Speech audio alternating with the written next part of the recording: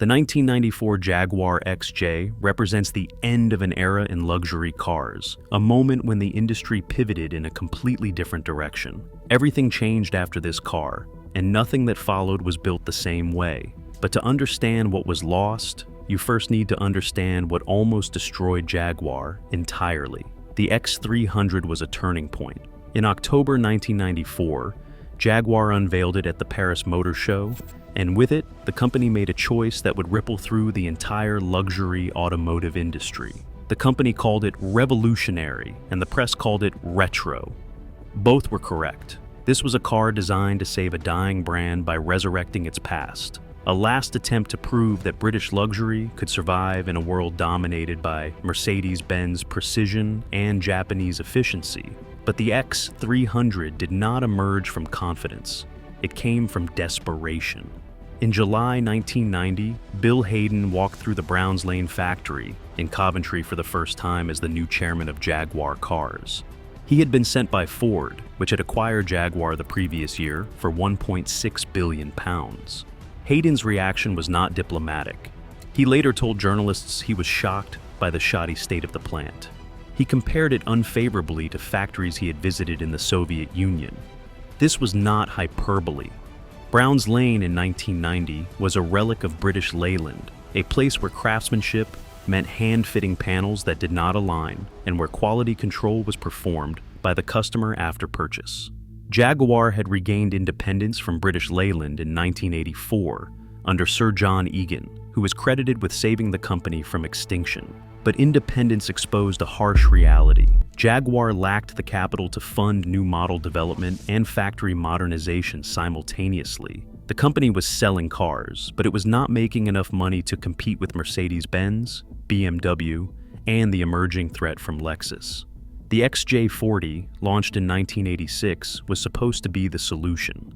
It was a technological leap forward, introducing electronic sophistication and a new design language. But purists hated it. Worse, despite improvements, build quality remained inconsistent. Panel gaps varied, electrics failed, the car was advanced, but it was not reliable. Ford saw an opportunity. The Blue Oval had no prestige in the luxury sector. Acquiring Jaguar gave them instant credibility, a brand with racing heritage and royal warrants. But Ford executives quickly realized they had bought a mess. The factories were outdated. The workforce was resistant to change. The production methods were closer to cottage industry than modern manufacturing. Bill Hayden instituted a £200 million facilities renewal program. This was not a cosmetic update. It was an overhaul of the entire manufacturing philosophy. State-of-the-art automated body welding robots were imported from Nissan to Castle Bromwich, replacing the hand welding techniques that had resulted in variable panel gaps and structural inconsistencies. The goal was clear: produce a car that looked like a traditional Jaguar, but functioned with the reliability of a Ford. This dual mandate defined the project codenamed X300, aesthetic regression to the golden era, combined with a leap forward in manufacturing quality. Ford understood something crucial. Jaguar buyers did not want innovation. They wanted a car that looked like a 1968 Series 1 XJ6, but one that actually started in the morning. The X300 would give them that, but only if the factory could be dragged into the 20th century before the 21st arrived. The investment worked. Panel gaps were reduced by 5%. The introduction of bonded front and rear glass significantly improved torsional rigidity, which was critical for both safety and refinement. A stiffer body shell transmits less noise and vibration to the cabin, allowing the suspension to do its work more effectively. This would become a key factor in the X300's reputation for having a magic carpet ride. But the real test was not in the factory. It was in the design studio, where Jeff Lawson faced an impossible task: make the XJ40 disappear without actually replacing it. Jeff Lawson's design team faced a problem with no good solution. They had to retain the hard points and cabin structure of the XJ40 to save costs. Ford had canceled the XJ90 project, which was intended to be a complete replacement due to financial constraints. The X300 became a heavy facelift of the XJ40 architecture. Every external body panel would change. Every external body panel changed. The flat, angular bonnet became sculpted and fluted, flowing into 4 separate round headlamps. The squared-off trunk was reshaped with new rear wings. The separate black rubber bumpers were replaced with fully integrated body-colored polyurethane bumpers. Why does this matter?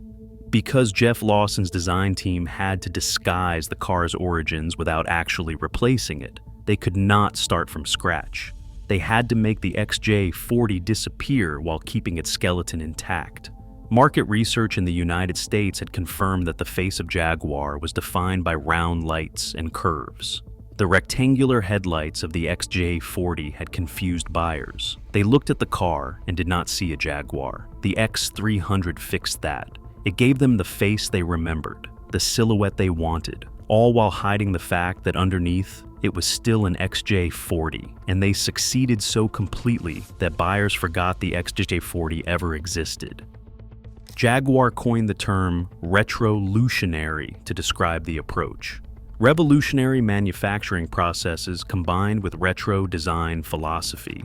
It was a deliberate rejection of the jelly bean aerodynamic styling that was prevalent in the mid-1990s. The X300 was unapologetically nostalgic. The strategy worked. Sales jumped 30% worldwide following the launch. Buyers who had rejected the XJ40 returned to Jaguar dealerships. The car looked right. It looked like a Jaguar should look. But the transformation was not just cosmetic. The £200 million investment in manufacturing yielded tangible results in body engineering. The Nissan welding robots at Castle Bromwich allowed for a stiffness and consistency previously unattainable at Jaguar. The automated welding produced uniform spot welds, eliminating the variability of hand welding. This stiffness mattered. A rigid body shell is the foundation of ride quality. If the chassis flexes, the suspension cannot control the wheels properly. The car feels loose, disconnected from the road. The X300's bonded glass and robotic welding created a structure that allowed the suspension to work as intended. The result was a ride quality that owners described as floating. The car absorbed road imperfections without transmitting harshness to the cabin. It was not the firm, controlled ride of a German sedan. It was softer, more compliant, prioritizing comfort over handling precision. This was the Jaguar way. The car was meant to waft, not corner. The exterior design succeeded because it understood what Jaguar buyers wanted. They did not want innovation. They wanted continuity. They wanted a car that looked like it belonged in 1968, but one that did not leak oil or refuse to start. The X300 gave them that illusion. But the real character of the car lived inside the cabin, in the materials and the architecture that defined the experience of sitting behind the wheel. This was where the lost luxury became tangible. Slide into the driver's seat of an X300, and the first thing you notice is how far down you sit. Modern luxury sedans place you high, with commanding views and tall belt lines that come up to your chin. Pedestrian safety regulations require high bonnets, and side impact regulations require thick doors and high windowsills. The X300 predates those strictures. You sit down into the car, not on it. The roofline is waist height compared to a modern SUV. The center console is high, creating a cockpit feel. The cabin wraps around you. Some might call it cramped. Jaguar called it intimate. This intimacy is a lost luxury in a world of open plan. Airy cabins designed for maximum volume. Close the door and you feel the weight. The steel construction is heavy and dense. The door itself weighs more than the entire door assembly of a modern aluminum sedan. When it closes, it produces that bank vault sound, a resonant metallic thud that conveys impenetrability. It is the sound of mass meeting mass. Modern cars are lighter. Aluminum and high-strength steel reduce weight to improve fuel economy and emissions. But lightness comes with a cost. Modern doors close with a soft, damped thunk. They feel substantial because of rubber seals and hydraulic dampers, not because of the material itself. The X300 feels substantial because it is substantial. The steering wheel is wood and leather. Not wood trim over plastic. Actual wood, turned and polished and fitted by hand. The rim is thick, designed for gloved hands. Grip it, and you feel the grain of the veneer through the leather wrap. This is not a tactile experience you can replicate with modern materials. Then there is the smell. Until 2002, Jaguar sourced its leather from Connolly Leather, a tannery founded in 1878 that supplied Rolls-Royce, Bentley, and the House of Lords. Connolly leather was tanned using a specific blend of vegetable tannins, natural herbs, and mimosa. This imparted a rich, organic aroma. Owners describe it as smelling like a humidor in a really good tobacco shop. Connolly went bankrupt in 2002. Modern automotive leather is heavily treated with polymers and UV protectants. It is more durable, more stain-resistant, and utterly scentless. Sitting in an X300 is an olfactory trip to a bygone era of British craftsmanship. The smell alone transports you. The dashboard is wood, not a wood effect film, not a printed overlay.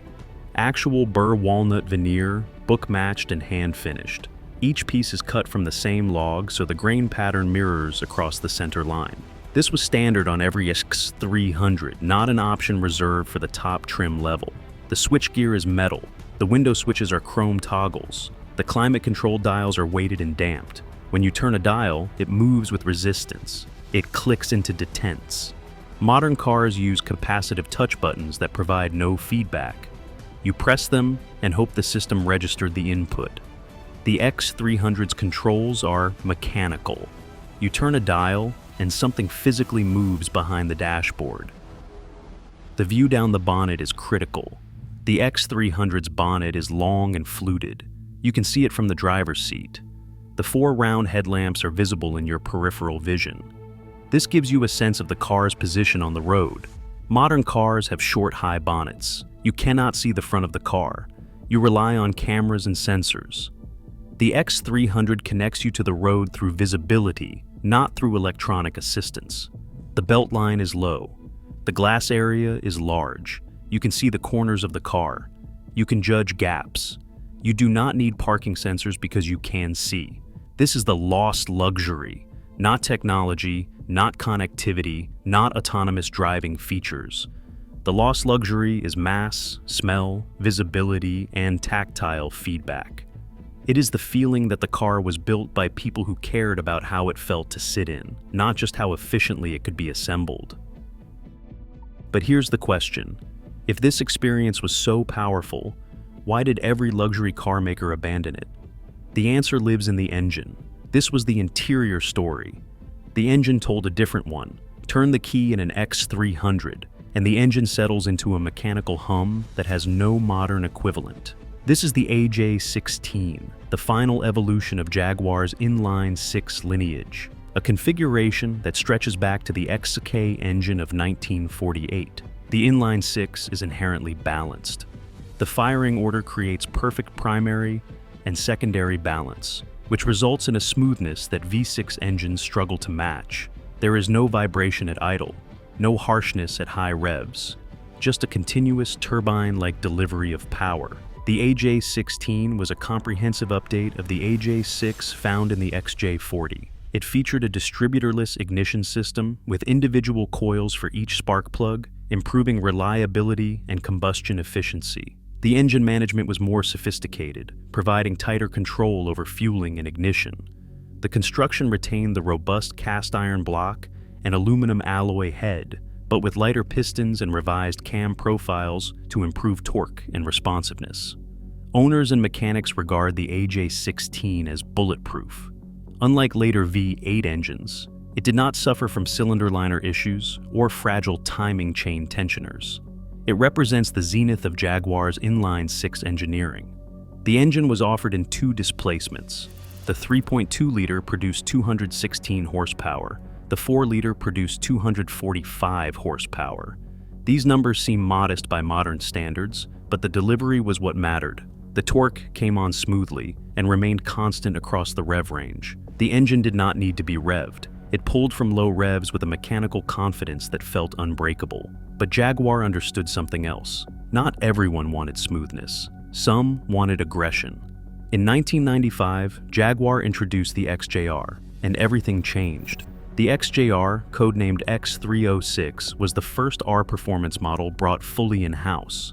Prior to the X300, performance Jaguars were the domain of Tom Walkinshaw Racing, a separate entity that produced the Jaguar Sport models.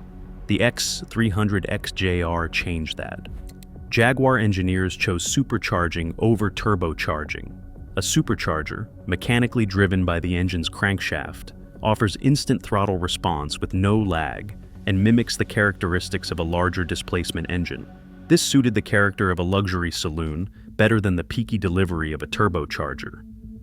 The XJR utilized an Eaton M90 supercharger mated to the 4-liter AJ16 engine, along with an air-to-water intercooler. The compression ratio was lowered from 10:1 to 8.5:1 to prevent detonation. The result was 322 horsepower and 378 pound-feet of torque available from just 3,050 revs. The XJR transformed the XJ from a sedate cruiser into a genuine sports sedan capable of challenging the BMW M5. It could accelerate from 0 to 60 miles per hour in roughly 6.3 seconds. Visually, the XJR was distinguished by dechroming. The window surrounds and grille were body-colored or blacked out. A stainless steel mesh grille insert evoked the racing Jaguars of the past. 17-inch, 5-spoke alloy wheels, which were considered massive at the time, filled the wheel arches aggressively. The suspension was stiffened and lowered, reducing the float associated with the Sovereign models. While most XJRs were fitted with the GM4L80E automatic, a very small number were produced with the Getrag 295 speed manual gearbox. Production records indicate that only 268 manual XJRs were built. These cars are now the holy grail for collectors, offering a level of engagement that is virtually unique in the automotive world. They have a supercharged straight-six engine and a stick shift in a luxury sedan body. But in 1997, Jaguar made a decision that would change everything about the XJ. They retired both the inline-six and the legendary V12 and replaced them with something nobody expected. Jaguar performed a heart transplant on the XJ. The exterior styling remained largely unchanged, but the running gear was completely revolutionized. The X308 had arrived. The switch to a V8 was driven by packaging and market expectations. A V8 is shorter than an inline-six, allowing for better crash structures. It was the configuration expected by US buyers and necessary to compete with the Lexus LS 400 and BMW 7 Series. The 4-liter naturally aspirated V8 produced 290 horsepower, significantly more than the 245 of the outgoing 4-liter AJ16. The engine was lighter and more powerful. It revved more eagerly. The throttle response was sharper, partly due to the switch from cable-driven throttle to electronic fly-by-wire. While the exterior received only minor tweaks, the interior was comprehensively redesigned. The rectangular instrument binnacle of the XJ40 and X300 was replaced with 3 deep recessed dials echoing the design of the XK8 sports car.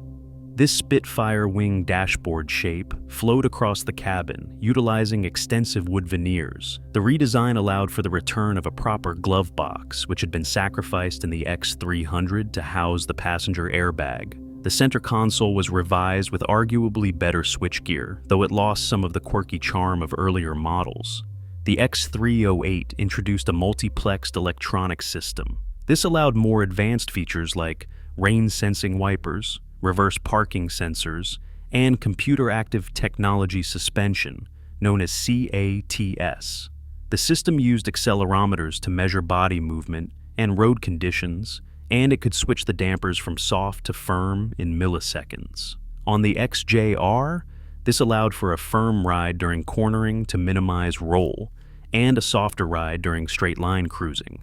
No history of the X308 is complete without addressing 2 major technical failures that tarnished its early reputation: Nick-Acyl cylinder liners and plastic timing chain tensioners. The early Age of 8 engines, produced before August 2000, used cylinder liners plated with nickel silicon carbide. Nickel offers a very hard, low-friction surface, but it reacts poorly to sulfur. High-sulfur gasoline, which was common in the UK and parts of the US in the late 1990s, caused the nickel lining to degrade chemically. The cylinder walls would essentially wash away, preventing the piston rings from sealing. Symptoms included hard starting, rough idling, and eventually a total loss of compression. Jaguar replaced many engines under warranty. From August 18, 2000, production switched to steel cylinder liners. Today, the nickel issue is largely a historical footnote. High sulfur fuel is no longer sold, and any nickel engine that has survived is likely unaffected. A more persistent threat is the timing chain tensioners. The original tensioners were made of plastic to reduce noise and cost. Over time, heat cycles cause the plastic body of the tensioner to crack and disintegrate. If a tensioner fails, the timing chain can lose tension and jump a tooth on the sprocket. Since the AJ8 is an interference engine, this causes the pistons to strike the valves, destroying the engine. The warning is a death rattle sound on cold startup, a clattering noise that lasts for a few seconds before oil pressure builds up. Retrofitting the later style metal-bodied tensioners is considered mandatory preventative maintenance for any X308 owner. So, yes, the early X308 had flaws. Nickel liners degraded in high sulfur fuel. Plastic tensioners cracked from heat cycles. These were real problems that destroyed engines and frustrated owners. But here's what matters. The cars that survived those early years are still on the road today. And they are becoming collectible because despite the engineering missteps, something about the X308 captured people's imagination in a way modern luxury cars never do. And that becomes crystal clear when you look at the rarest, most coveted versions of this car. Jaguar understood exactly what made these cars special, and they built special editions that proved it. At one extreme was the XJR100, widely regarded as the most visually aggressive and collectible version of the X308. It arrived in 2001 to celebrate the 100th anniversary of Sir William Lyon's birth. Production was limited to 500 units worldwide. The car was available only in anthracite black paint, with charcoal leather interior, cranberry red stitching, and gray-stained bird's eye maple wood. It wore massive 19-inch Montreal BBS split-rim wheels and red Brembo brake calipers. Jaguar was saying, "We can be a sports car." At the opposite end of the range sat the Daimler Supervive 8. This was the Q car of the lineup. It took the long wheelbase chassis and the supercharged engine of the XJR, but the suspension was tuned for comfort rather than handling. The interior featured rear picnic tables, lamb's wool rugs, and boxwood inlaid veneers. It was the iron fist in a velvet glove, a limousine that could out-accelerate a Porsche 911 of the era. Jaguar's real genius was knowing that not everyone wanted aggression. Some wanted the opposite. The XJR100 shouted performance. The Daimler whispered luxury, while still being unexpectedly fast. Production of the X308 ceased in December 2002. It was replaced by the X350, a car that used advanced aerospace technology, a bonded and riveted aluminum monocoque to slash weight and improve stiffness. The X350 was better by every objective metric, faster, more economical, and far more spacious, but it marked the end of an era. The X300 and the X308 were the last Jaguars to prioritize style over packaging. They were designed to look beautiful first and accommodate passengers second. Sitting in an X350 feels different. The doors are lighter. They close with a damped thunk, not a metallic clunk. The cabin is airier, the belt line is higher, and the view down the bonnet is gone. The car is technically superior, but it feels tinny to traditionalists. The X300 and the X308 represent a lost kind of luxury because they were built when a luxury car was defined by its weight, its smell, and its mechanical integrity, not by connectivity or autonomous driving features. The heavy steel doors, the scent of Connolly leather, and the view down the long, fluted bonnet are sensory delights that the modern industry has largely abandoned in the pursuit of efficiency. So, when you close the door of an X308 today, That metallic clunk is not just nostalgia. It is a reminder of what luxury once felt like. It's the sound of an entire philosophy of luxury that disappeared. And it's never coming back. Modern luxury is measured in screens and sensors, not in the heft of a door or the grain of wood veneer. If you remember the X300 or X308, share your favorite detail in the comments below. Subscribe if you appreciate the craftsmanship of the past.